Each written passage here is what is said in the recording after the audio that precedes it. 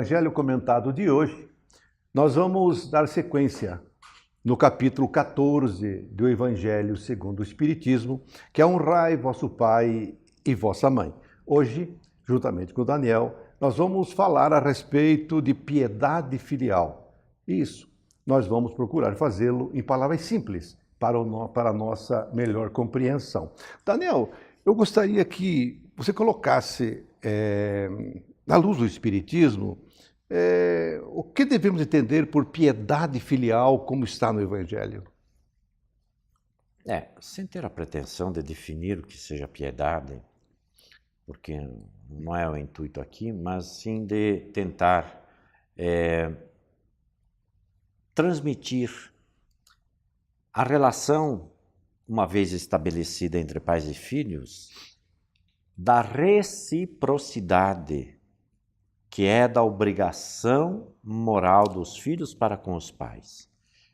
Na medida em que os pais atribuem zelo para com os filhos, nos cuidados, na atenção, é natural que os filhos também precisam retribuir com igual ou às vezes maior zelo para com os pais. A qualquer tempo. Perfeitamente. Porque tanto quanto os pais, na fase de necessidade de atenção, né, na infância, na adolescência e na fase primária da existência corporal da criatura, os filhos haverão de também agora demonstrar quando os pais entram no processo de velhice. Então, esse sentimento de piedade é o mesmo que possuem os pais na relação com os filhos, mas não desobriga em momento algum os filhos de ter o mesmo sentimento de piedade em relação aos pais. Razão pela qual Jesus estabelece no seu ensino o dever de honra para com os pais.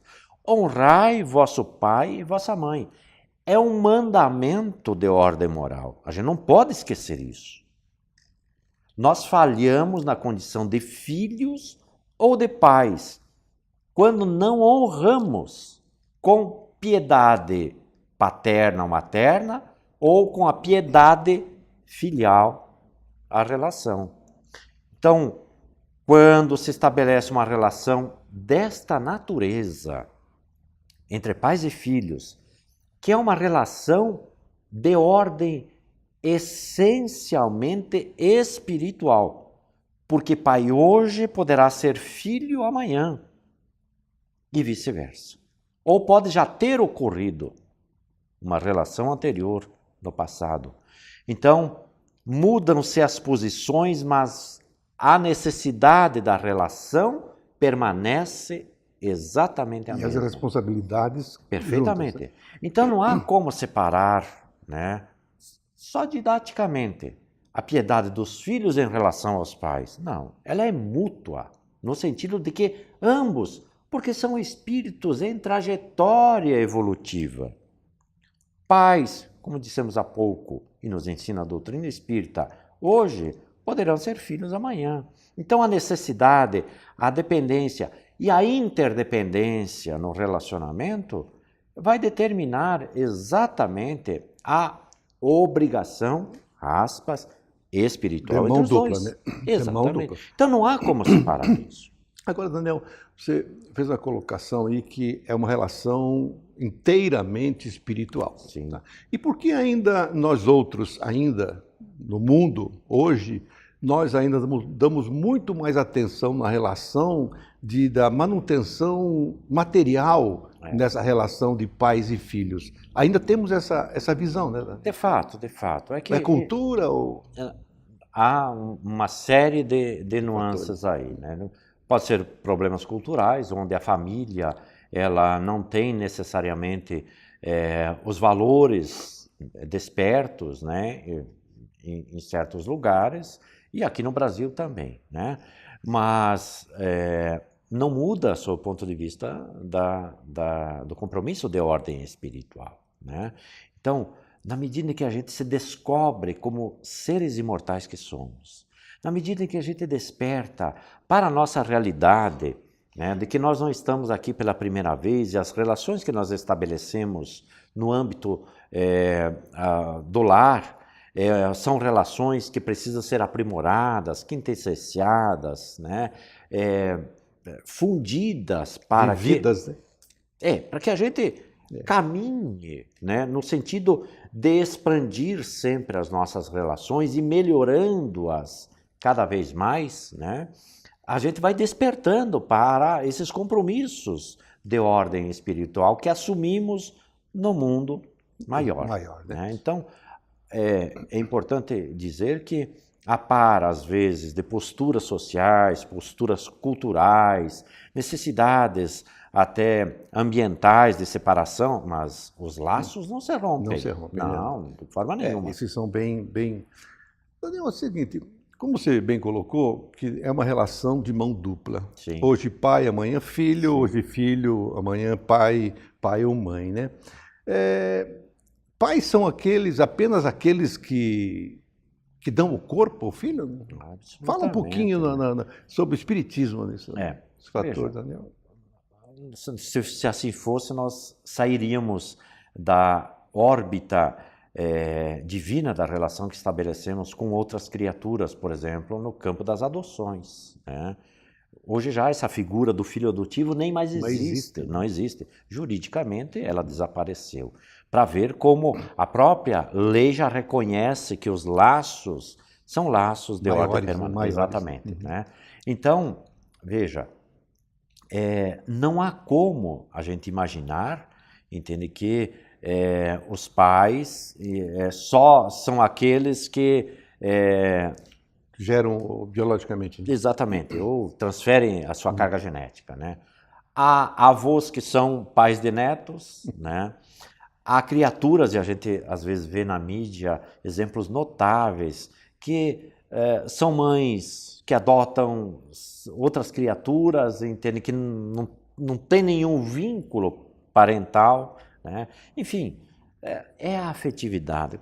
Quando a criatura entende que ela é capaz de amar o filho de outro ventre, né? E não importa a cor, não importa a cultura, não importa a condição social, a gente naturalmente expande a relação, porque o ser humano ele é construído sob o ponto de vista divino para amar.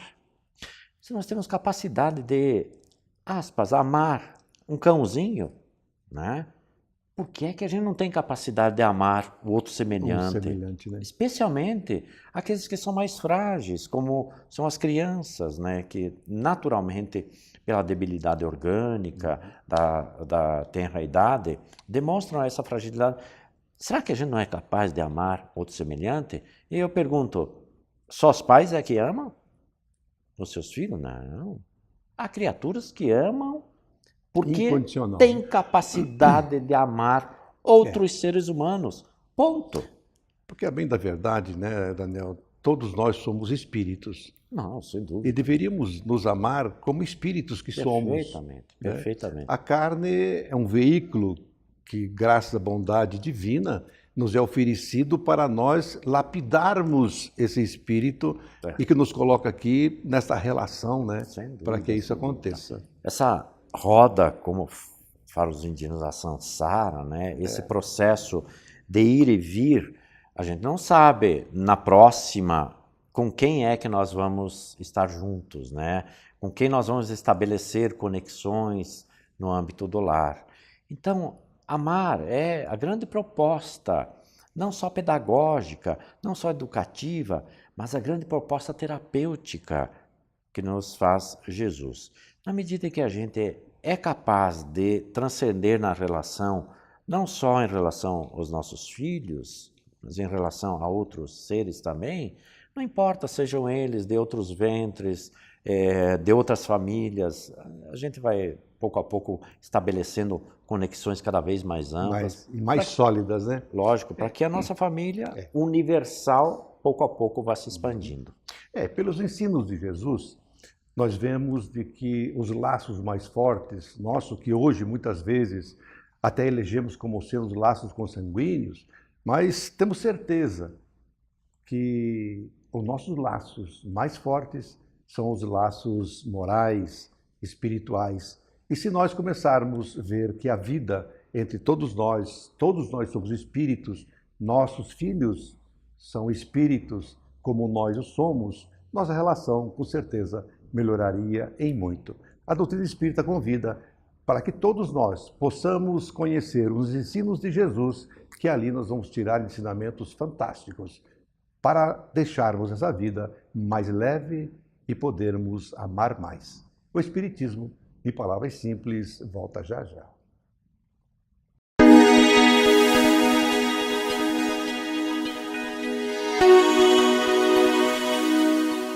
Olá, amigos. Nossa alegria em estarmos juntos mais uma vez para refletirmos sobre a doutrina espírita em palavras simples. Então, nosso fraternal abraço ao amigo, à amiga que nos assiste, nossas rogativas a Deus por todos nós. Nós refletimos um pouquinho sobre o autodescobrimento, a iluminação interior, a busca de conquista das virtudes, e falávamos da identificação que nós temos sobre algumas imperfeições, aquelas que nós conseguimos enxergar, porque nós temos muitas que ainda não conseguimos observar. Não que possivelmente, se a gente fizesse um esforço, não conseguiria, mas nós trabalhamos muito ainda dentro do sentido do orgulho, e o orgulho, que representa o interesse pessoal, faz com que nós constantemente nos justifiquemos. Então, nós temos uma ação delituosa, na maioria das vezes, ou muito egoística em direção ao próximo, sempre escolhendo por nós, e acabamos que justificamos a nossa atitude, a nossa ação, o nosso pensamento. Mas a consciência processa naturalmente todas as leis de Deus, segundo os Espíritos, está escrito em nossa consciência. Haja visto que muitas vezes depoimentos daquelas experiências quase morte, pessoas que vêm relatando daquela passagem na sua mente, de todas as situações vividas, das situações que se sente culpado, das outras tantas que deixou de fazer. Então, são diversas experiências que a própria ciência já vem registrando, que é a questão do psiquismo humano, né? A nossa intimidade. Então, nós identificamos algumas coisas que nos desagradam e temos uma dificuldade, às vezes, de impedir, nós mesmo identificando essas, né, que são mais fortes, que nos desagrada, nós temos dificuldades de impedir. Como, por exemplo, a paciência, né? Nós constantemente nos prometemos ser mais pacienciosos, mais tolerantes, saber ouvir, né? Aguardar o momento certo para não revidar, para conversarmos, estabelecendo um equilíbrio nas relações, mas normalmente nós temos rompante e não deixamos muito para depois, acabamos tendo uma reação e nos arrependemos depois. E os espíritos bondosos nos dizem que não é para que a gente se coloque numa situação muito ruim perante essa situação, ou seja, o fato de nós enxergarmos as imperfeições já é um passo, nós comentávamos isso, para que a gente possa fazer os acertos. Importante é a ação que nós devemos ter. Nós também registramos vários sentimentos. Muitas vezes nós temos sentimentos de ira, de raiva, de ódio, sentimentos perniciosos que acabam nos desequilibrando e nós sentimos isso. O corpo físico sente isso. Nós sentimos arrepio, calafrios, nós sentimos mal-estar, nós nos sentimos bem com esses sentimentos. A questão é, às vezes nós queremos esconder de nós esses sentimentos, queremos abafá-lo, queremos, nos punimos, né? Não é possível, nós que nos estudamos e estudamos como devemos agir mediante o próximo, nós então nos condenamos. O fato é que eu tenho que olhar para esse sentimento e saber que eu estou sentindo. Me permitir, não na insistência do sentimento, mas me permitir a análise de mim mesmo. Olhar para mim e dizer, bem, eu estou sentindo tais e quais sentimentos, que não é muito bom, que me impede de um relacionamento mais equilibrado, está atrapalhando o equilíbrio da minha vida, eu estou pensando muito negativamente. O que fazer é a questão. Por isso que falávamos do fruto da árvore que Jesus identifica para a gente. O que fazer com esse sentimento que é a questão. Senti-lo, eu vou senti-lo pelas minhas imperfeições. Ora, eu estou num estágio de alegria, de euforia e de felicidade, e outros tantos momentos eu estou em estágios de infelicidade e não sei controlar isso. Portanto, é identificar tudo isso, saber que eu estou sentindo, mas, no entanto, é o que eu vou fazer com isso que fará de mim a diferença, que dirá que frutos eu estou produzindo, que é o da tolerância, do amor, do perdão, da caridade, da fraternidade, da oportunidade de ouvir o outro, de dar um passo atrás, da oportunidade de avaliar as questões dos ideais ou o pensamento sobre os conceitos, sobre as coisas que outras pessoas, diferentemente de nós, nos propõem. Então, isso é muito importante na questão do autodescobrimento, porque nós somos pessoas que convivemos, e essa convivência, embora algumas pessoas digam assim, é melhor eu estar sozinho. Mas, se nós tivermos que estar sozinho, muito que bem. Mas se nós temos uma convivência com um ou com o outro, e nós nos irritamos, às vezes, com essa convivência, ou achamos que seria melhor não termos essa convivência, nós temos que olhar por um outro ângulo. Aquele que tem uma convivência de laços mais apertados sempre tem uma oportunidade de aprender, de aceitar o outro, de calar-se, de ouvir, de ser paciencioso, de treinar em si, de não ser tão egoísta. Porque quando nós dividimos um teto, quando nós dividimos um local, quando nós dividimos alguma coisa, nós temos sempre que fazer o exercício de dividir mesmo, de ceder. E quando nós estamos só, nós não temos essa questão com o outro. Se nós largamos um objeto num lugar e convivemos com outra pessoa, e isso não é adequado, a pessoa que convive conosco não acha adequado, nós temos que saber compreender e dividir o espaço. Para aquele que está só, às vezes não tem essa preocupação. Mas é sempre uma oportunidade de aprendizado e de verificar como é que nós estamos procedendo na convivência com o próximo para domar as nossas más inclinações. Que a gente tenha uma vida de muita paz, de muita alegria, mesmo com a proposta da dificuldade. É bastante interessante a proposta do Espiritismo. Continue conosco, assistindo o programa Espiritismo em Palavras Simples.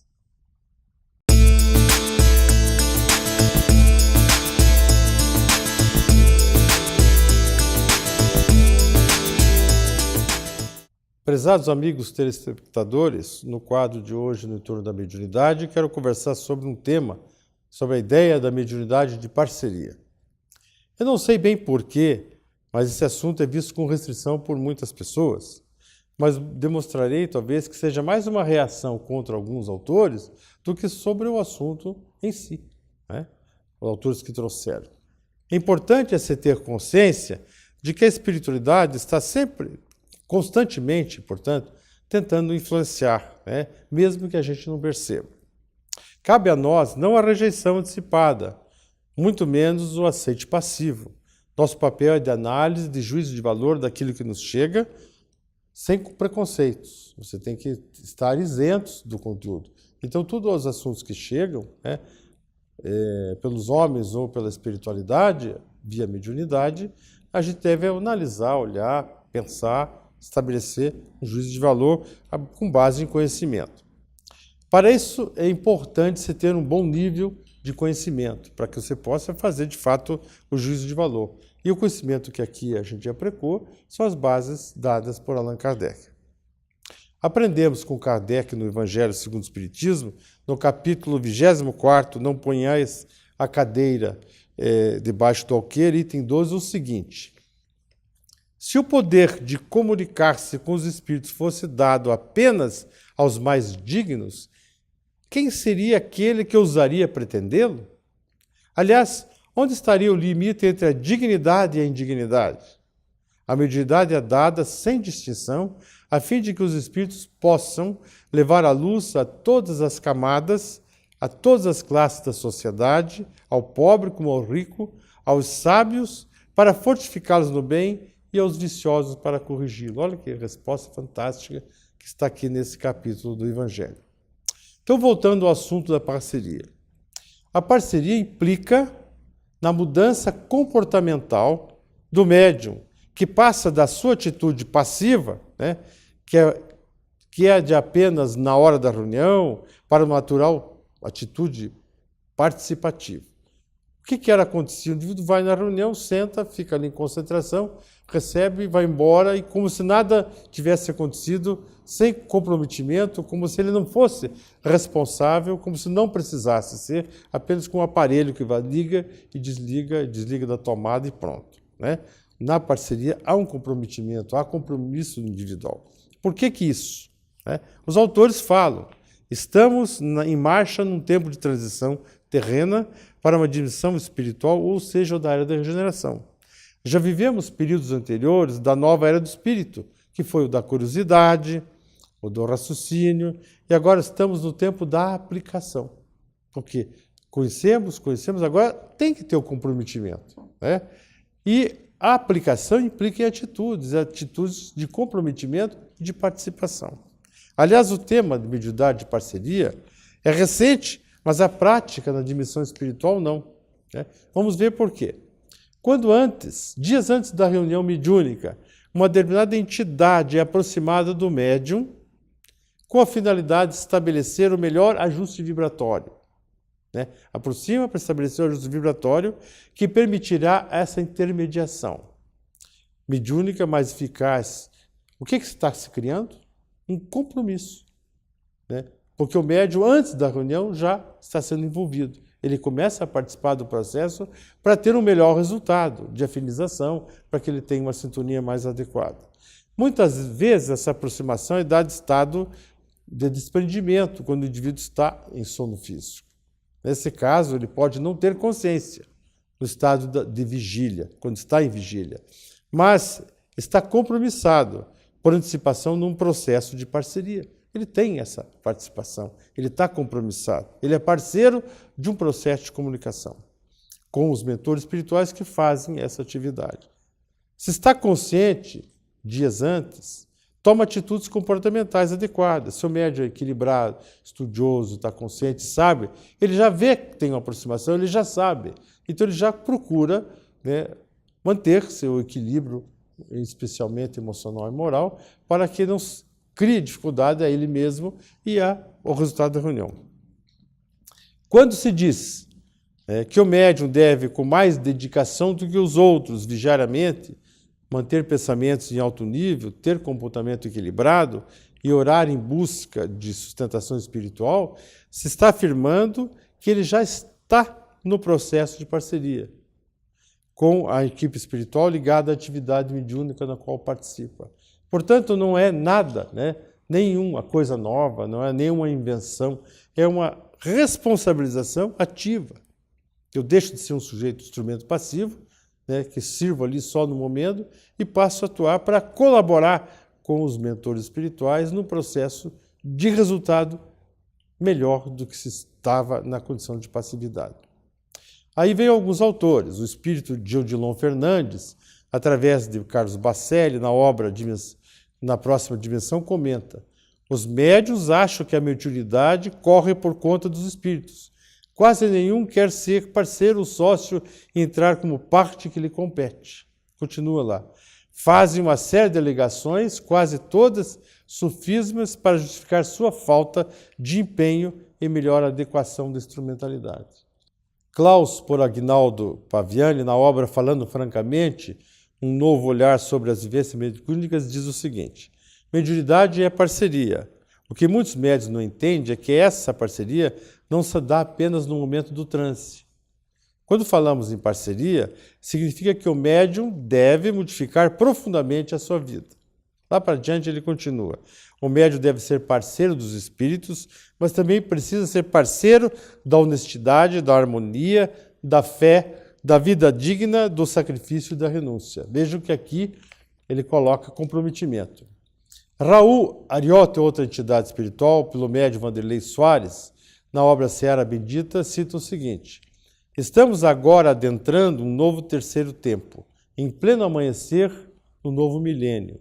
Está nascendo a era da mediunidade e da parceria, na qual as expressões fenomênicas e missionárias serão mera consequência e na qual o preparo, a experiência adquirida nas fontes da evangelização de si mesmo, será o canal apropriado para os serviços específicos dessa modalidade, conforme as demandas infindáveis de nossas fileiras espíritas.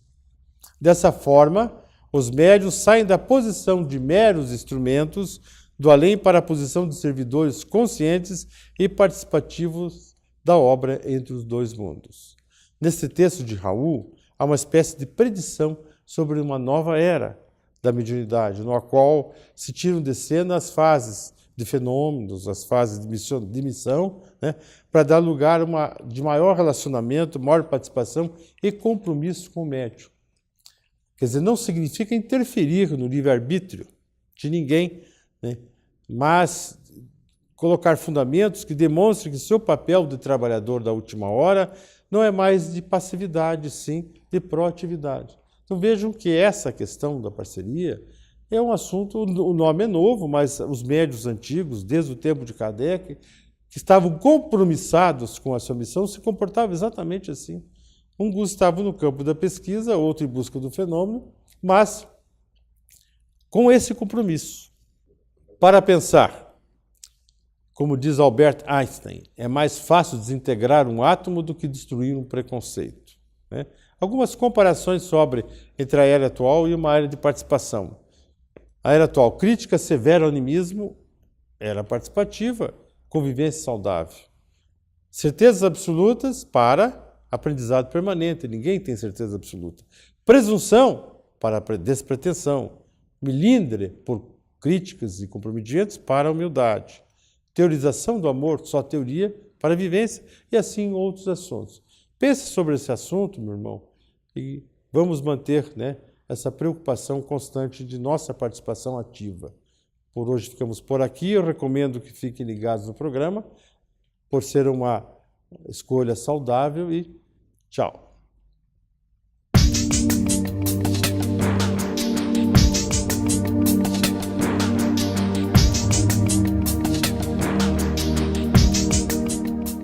Olá, amigos. Este é o quadro A Vida em Pauta. Eu pergunto a você, quem sou? Mas não confunda, não estou perguntando quem eu sou. Eu quero que você se faça essa pergunta. Você que está nos assistindo, quem é você? Já se fez essa pergunta? Consegue responder esta pergunta? A resposta de quem somos, de uma maneira geral, é uma resposta de extrema importância, porque é em função destas informações que nós podemos definir as nossas vidas. Quem sou, de onde vim, para onde vou, qual é o meu destino? Se eu não tiver estas informações, eu não consigo fazer um planejamento de vida. Eu não consigo definir que rumo devo seguir. Então essas questões, esta questão de quem sou, é uma questão de extrema importância. Parece uma questão simples, mas não é. Muitos de nós não sabemos quem somos. Enfrentamos situações, às vezes, que nos surpreendemos, porque não nos conhecemos.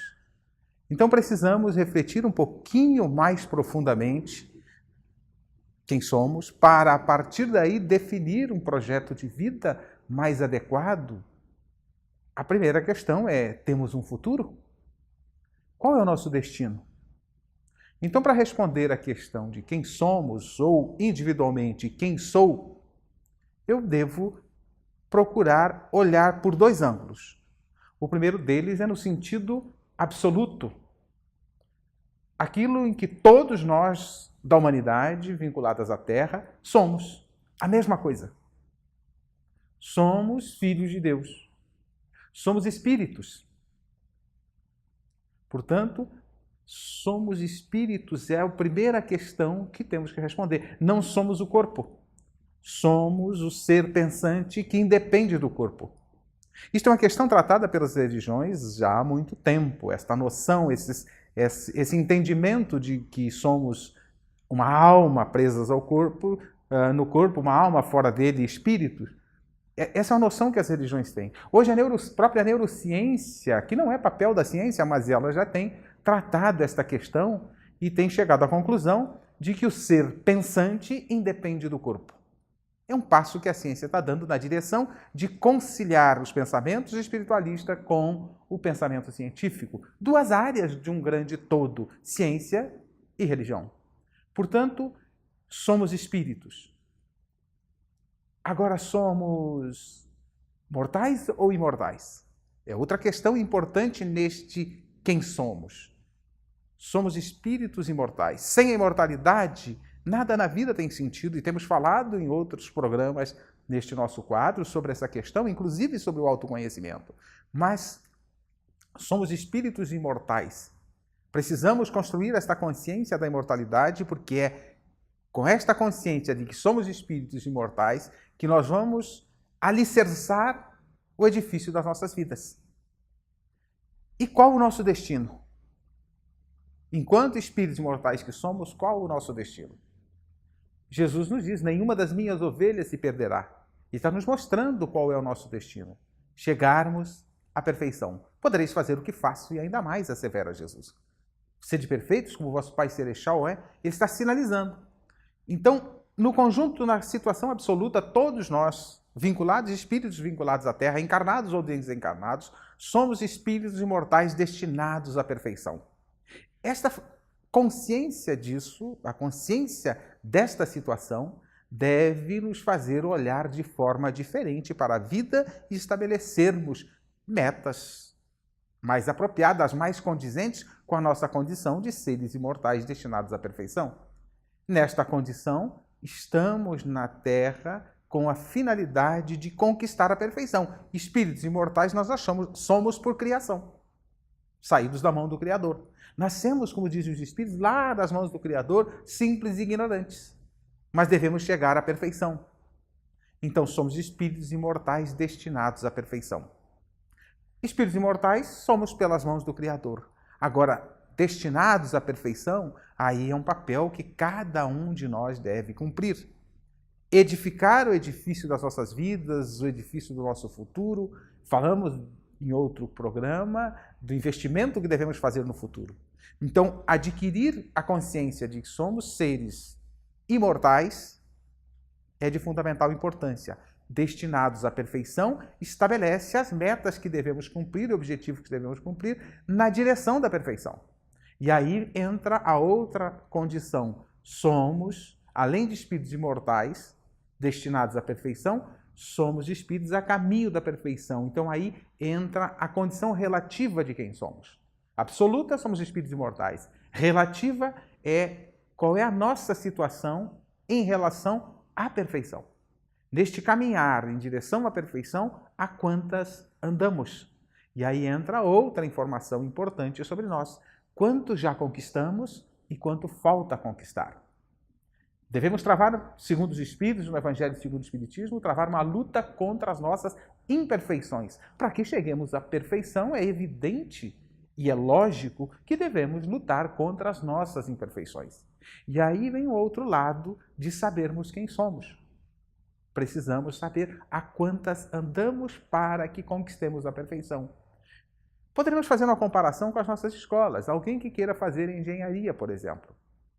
Quais são os próximos passos que eu tenho que dar? Para saber os próximos passos na direção de engenharia, eu preciso saber quais os passos eu já dei nessa direção. Em que período eu estou? Já conquistei o ensino fundamental? Já conquistei o ensino médio? Já fiz o vestibular? O que falta? Já estou cursando a faculdade? Em que série estou? Em que período estou? Este é o olhar que devemos fazer para saber o que nos falta. E, em função do que nos falta, fazermos um planejamento de vida. Aonde queremos chegar? À perfeição. Deixar brilhar a nossa luz. Quanto falta? O que nos falta fazer para chegar lá? Este é o olhar que devemos fazer para nós, para o nosso interior. O que já conquistamos? Aí precisamos refletir um pouquinho no que seja a perfeição. A perfeição é a conquista das virtudes. Eu costumo dizer que a perfeição é o conquistarmos o doutorado na arte de amar. Aprendermos a amar. Se pegamos como referência o Evangelho de Jesus, o convite que este Evangelho nos faz é exatamente nos doutorarmos na arte de amar. Então devemos buscar este caminhar na direção do amar, do aprender a amar. Jesus resume a lei em amar a Deus sobre todas as coisas e o próximo como a nós mesmos. Portanto, mas não dá para amar a Deus sem amar o próximo. E não dá para amar o próximo sem me amar. Então eu tenho que começar a ter o que dar. Então eu preciso começar pelo próximo mais próximo que sou eu. Portanto, quanto falta para que eu me torne doutor na arte de amar? O que falta caminhar? Esse é o outro olhar que devemos fazer para cada um de nós para sabermos quem somos neste processo relativo. E estas diferentes conquistas é que nos fazem diferentes no mundo. Porque na questão de quem somos de forma absoluta, todos nós somos espíritos imortais e todos destinados à perfeição. Nenhuma das minhas ovelhas se perderá de Jesus. Portanto, todos chegaremos lá. Nesta questão, somos todos iguais, começamos iguais e terminaremos iguais. Mas neste percurso em direção à perfeição, trilhamos e aprendemos lições diferentes, momentos diferentes, e aí sim temos que saber quem somos neste quesito. Somos diferentes porque temos diferentes aprendizados. Então aí o olhar para cada um de forma individual para saber a quantas andamos no processo de desenvolver as virtudes que compõem o amor, aí precisamos olhar para cada um de nós individualmente. Quem somos? Quantas já caminhamos? Quantos aprendemos? Aí precisamos olhar para as nossas ações no dia a dia. Como nos comportamos perante a vida? Como enfrentamos os desafios que a vida apresenta? Enfrentamos com paciência, tolerância, compreensão, resignação, buscando tirar as lições que a vida nos oferece? Ou passamos a vida reclamando, arrumando confusão, sendo desonesto, desrespeitando o próximo, cometendo as mais variadas formas de corrupção? Eu estou usando a palavra corrupção porque está muito em moda nós criticarmos a corrupção. Mas será que não somos corruptos ou corruptores nas pequenas coisas no nosso dia a dia? Então, analisando o nosso comportamento, o nosso enfrentamento da vida, do dia a dia, nós podemos analisar no sentido relativo a quantas andamos no processo de conquistar os valores do coração, os valores morais. Portanto, quem sou? De forma absoluta, espírito imortal destinado à perfeição. Na rota da perfeição, aonde eu estou neste momento? Autoconhecimento.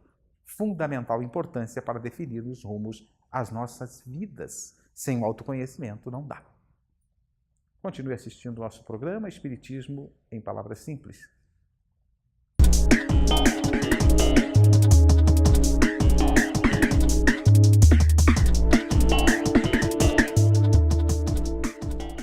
Olá, bem-vindo ao quadro Espírito Jovem. Vamos discutir um novo conjunto de hábitos de uma nova era para uma nova sociedade. Vamos falar hoje de uma questão que, para nós, pessoalmente, é a principal questão de toda a obra kardeciana, a questão 932 de O Livro dos Espíritos. Kardec pergunta: por que no mundo tão a miúde a influência dos maus sobrepuja a dos bons? Resposta dos Espíritos: por fraqueza destes. Os maus são intrigantes e audaciosos. Os bons são tímidos. Quando estes o quiserem, preponderarão. Vejam que os Espíritos foram taxativos. Por fraqueza destes. Os maus são audaciosos.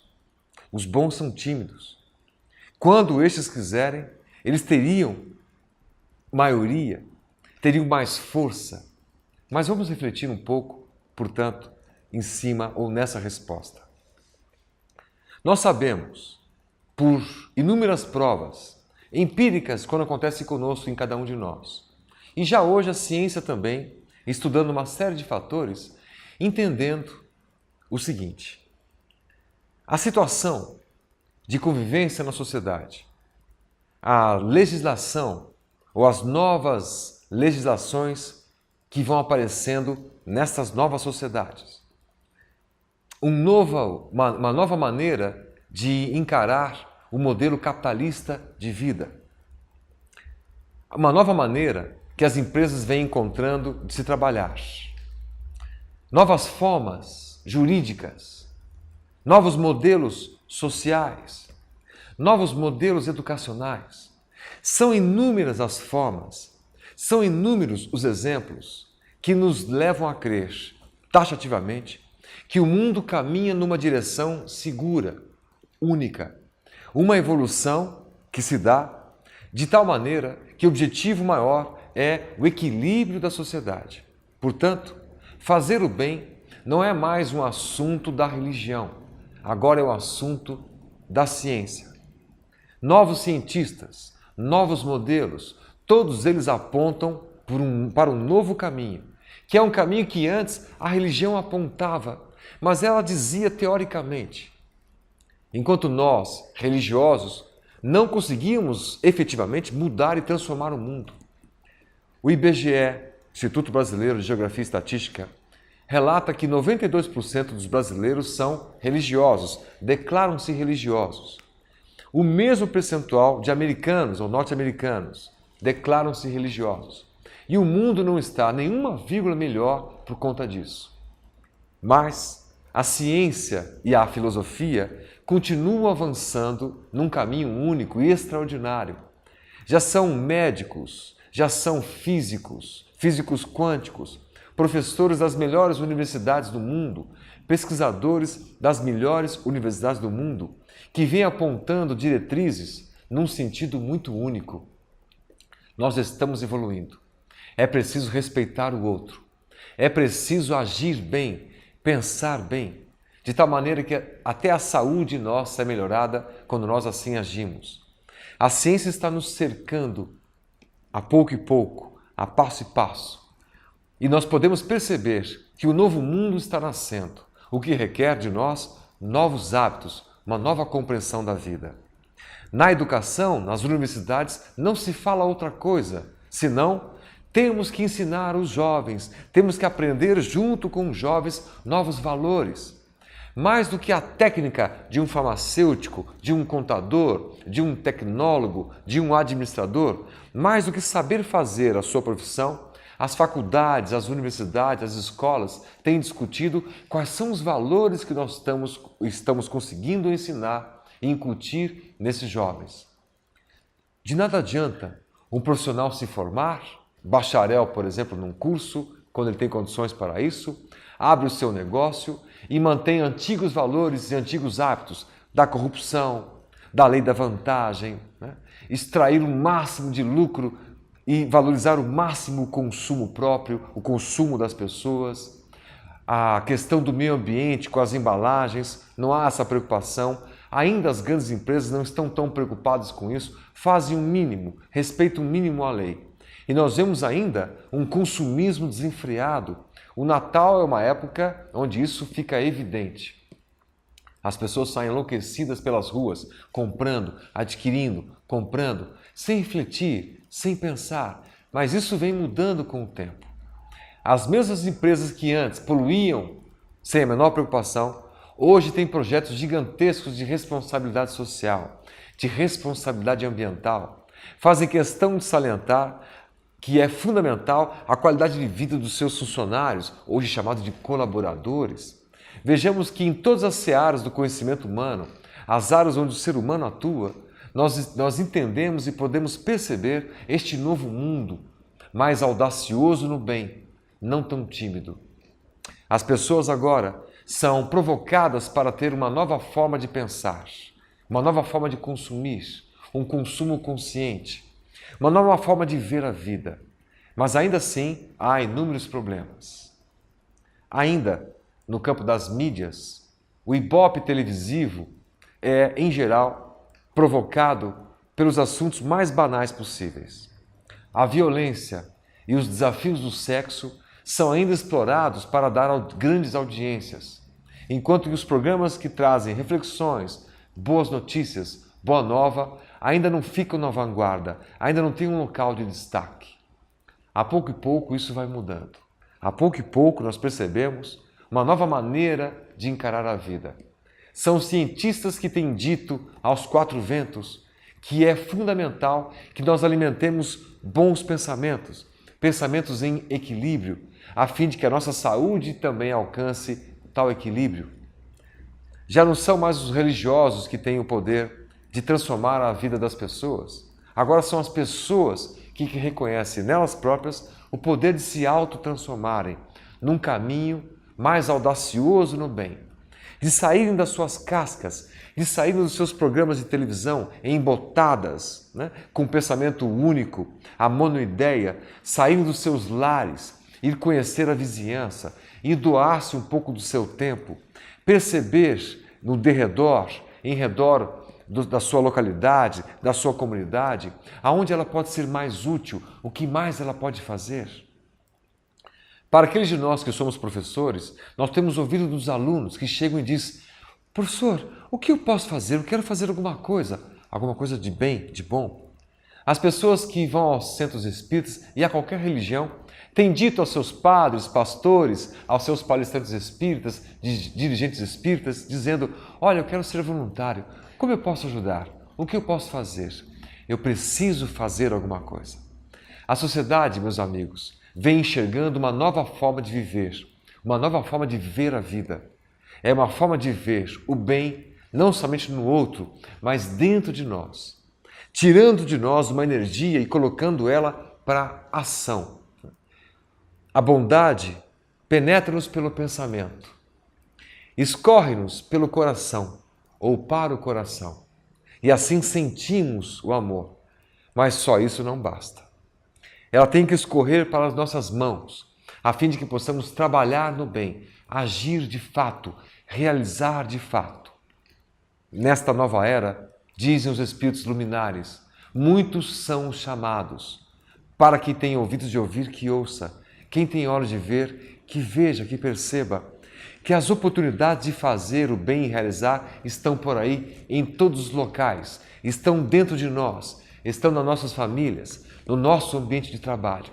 Assim, pois, conhecer as pessoas todas, das mais simples às mais discretas, saber o nome, dar atenção, ouvir as histórias, levar uma palavra consoladora, levar algo que ela possa de material ser muito útil, um agasalho, e o agasalho fraterno do abraço, do olhar carinhoso. É chegada a hora, enfim, de mudar nossos antigos hábitos, de mudar nossas monoideias e incutir em nós este novo pensamento no bem. É hora de deixarmos a timidez de lado, como diz a questão 932. É hora dos bons serem mais audaciosos, juntarem forças e fazerem deste mundo um mundo melhor. E todo dia, e a cada dia, um mundo melhor a partir da melhora de nós próprios. A reforma íntima que os espíritas tanto conclamam.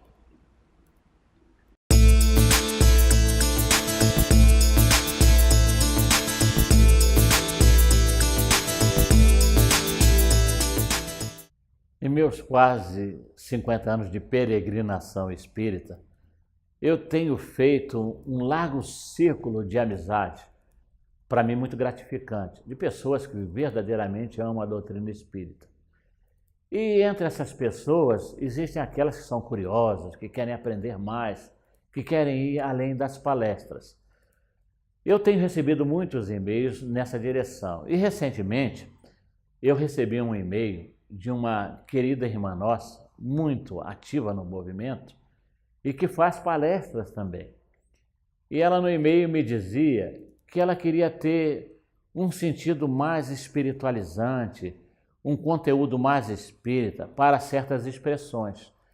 Ela não queria o significado dos dicionários, para certas palavras, para certas expressões. Ela queria poder usar nas suas palestras essas expressões, essas palavras, mas com conteúdo mais espiritualizante. E ela então relacionou dezenas de palavras e expressões para que eu então dissesse a ela qual é o significado mais espiritualizante dessas palavras, dessas expressões. Que eu definisse, na minha maneira de ser, com a visão espírita, essas palavras e essas expressões. Então eu selecionei algumas que eu considero de muito interesse para a nossa informação e para a nossa formação. E começo com tristeza. Tristeza para o mundo é a pessoa que se deixa bater por qualquer motivo. Mas, muitas vezes, essa tristeza, ela tem um sentido mais secundário. Tristeza, do ponto de vista espírita, é a anestesia da alma.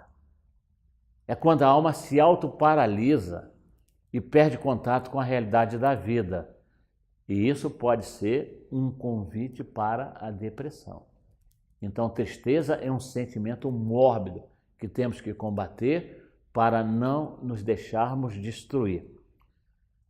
E aí vem maledicência. O que é a maledicência? Ela nos pergunta. A maledicência para o mundo é uma coisa até usual. Não chega a ser uma espécie de pecado, porque a rigor quase todo mundo é um pouco maledicente. Todo mundo gosta de fazer uma fofoquinha, todo mundo gosta de falar um pouco mal dos seus parentes, dos seus amigos e muito mais dos seus inimigos. Mas a maledicência para o espiritismo é um tóxico mental, para o qual nós temos que estar precavidos, porque esse tóxico vai aos poucos nos envenenando. Esse tóxico, como veneno psíquico, ele vai nas suas vibrações se instalando no centro laríngeo do nosso corpo perispiritual. E se nós somos maledicentes, costumeiramente, insistimos em ser maledicentes, demoramos em ser maledicentes, passamos a vida na maledicência, sem que a gente perceba, nós estamos destruindo as nossas defesas vibratórias do centro laríngeo.